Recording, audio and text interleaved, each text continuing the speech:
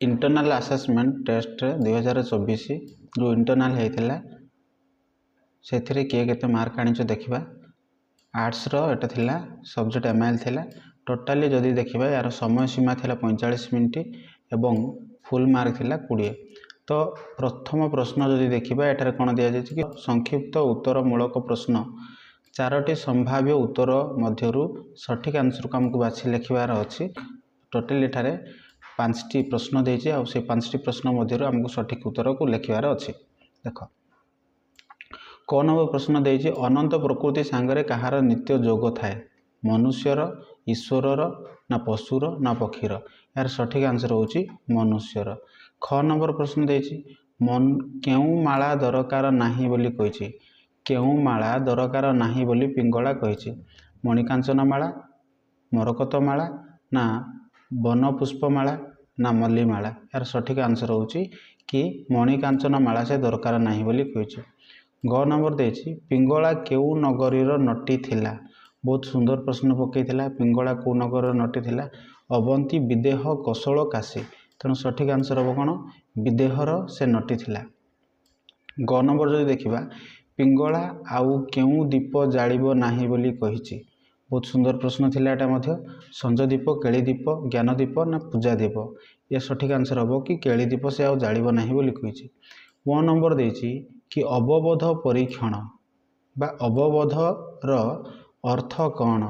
कौन सी लेखा को बुझी पारिबा कौन सी लेखा को पुनः लिखन करिबा कौन सी लेखा को उच्च स्वर रे पठन करिबा कौन सी लेखा को मुखस्थ करिबा। यार सठिक आंसर हम कि कौन सी लेखा को बुझी पारिबा।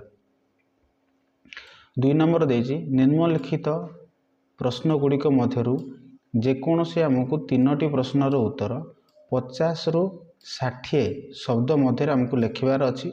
आउ एथिरे जेतेबेले आम उत्तर लिखा से लेखक आउ लेखा जो लेखक आउ जो लेखा आम कौन करार अच्छे 1 नंबर देवे से माने।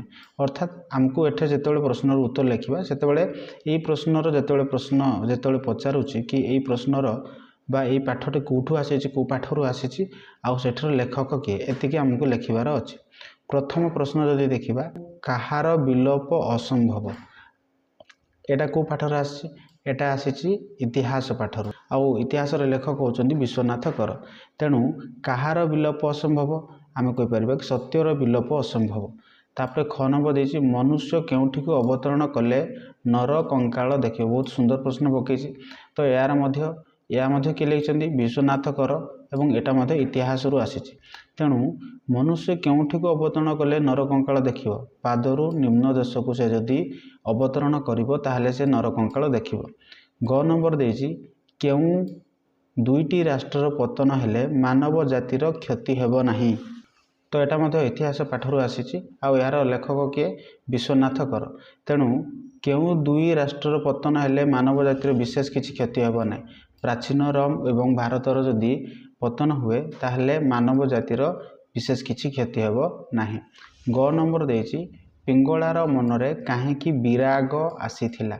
देख यार पिंगलार अभिसार कवितार आसीछि आ यार कवितार कवि होचंती कि राधामोहन गणनायक। तेणु आमको लिखार अच्छी पिंगलार कवितार कवि होचंती राधामोहन गणनायक। ओके ये जो प्रश्न अच्छी पिंगला मनरे काहेकि विराग मनोभाव आसिला। पिंगला जेतेबेले धनी पुरुष को संकेत देला परे मध्य धनी पुरुष जेहेतु आसी नाही सेथिपई ता मनरे भगवत सत्तार आगमन होइछि। जेतेबेले ता मनरे भगवत सत्ता आसीछि सेही समय ता मनरे विराग मनोभाव आसीछि बोली कहा जायछि। ओके लास्ट नंबर प्रश्न देछि एठर 2 नंबर सरगर अमर कन्या बोली कवि काहाकू कहिसंती। तेणु एटा मध्य कोठू आसीछि एटा मध्य पिंगलार अभिसार कवितार आसीछि एवं एठर कवि के राधामोहन गणनायक। तेणु सरगर अमर कन्या बोली कवि काहाकू कहिसंती पिंगला को कहिसंती।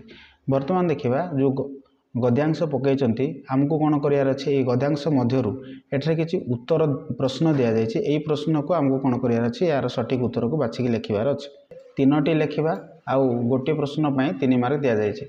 प्रथम प्रश्न अछि वेल्स तांकर रचित पुस्तक रे अशोकଙ୍କ संबंध कौन लिखिछंती।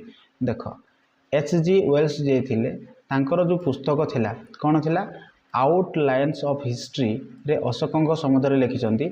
इतिहास रे महाराजाधिराज सम्राट तांकर महाराजाधिराज सम्राट इत्यादि नाम जो हजार हजार राजा आदिंकर नाम पूर्ण होइछि सेथि भितरे एका अशोकंकर नाम नक्षत्र परि उज्जवल देखा जाउछि।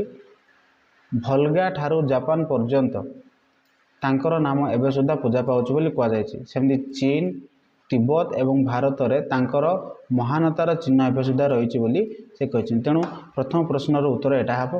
तापर देखो ख नंबर बिंदुसारकर राजत्व किपरि थिला। बिंदुसारकर राजत्व कथा जदि आमे कहिबा बिंदुसार चंद्रगुप्तंकर पुत्र थिले। से 25 वर्ष कौन करथिले कि शांतिपूर्ण भाव में राजत्व करथिले। ओके तापर कौन करथिले तांको समय से बाहर देशक सहित व्यापार वाणिज्य से स्थापन करथिले बोली कुआ जायछि। तापर देखो अशोकंकर साम्राज्य केउठारु केउ पर्यंत विस्तृति लाभ करथिला। अशोकंकर साम्राज्य कथा जदि आमे एठारे कहिबा एठारे लिखा है समग्र उत्तर एवं मध्य भारत अर्थात आम जदि यार साम्राज्य कथा जदि कहिबा ताहले समग्र उत्तर भारत एवं मध्य भारत एवं एशिया पर्यंत यार परिव्याप्त थिला बोली कुआ जायछि। तथापि दक्षिण पूर्व एवं दक्षिणर अवशिष्ट अंश एटा लिखा जायछि कि दक्षिण पूर्व एवं दक्षिणर अवशिष्ट अंश पर्यंत कौन होइछि ये निजर साम्राज्य को मिसेबाकू चाहूथिले बोली कुआ जायछि। तापर देखो घ नंबर देछि बिहार पुरातन स्मृति रु कौन जना पड़े। बिहार पुरातन स्मृति कथा जदि आमे कहिबा बिहार केतेक पुरातन स्मृति रु जना पड़े जे मौर्य वंश आरंभ पूर्वरु सेठारे एक प्रकार काच तैयारी होतिला। तेणु एटा लिखिबो कि घ नंबर उत्तर कौन हबो कि बिहार केतेक पुरातन स्मृति रु जना पड़े जे मौर्य वंश आरंभ पूर्वरु सेठारे एक प्रकार काच तैयारी होतिला।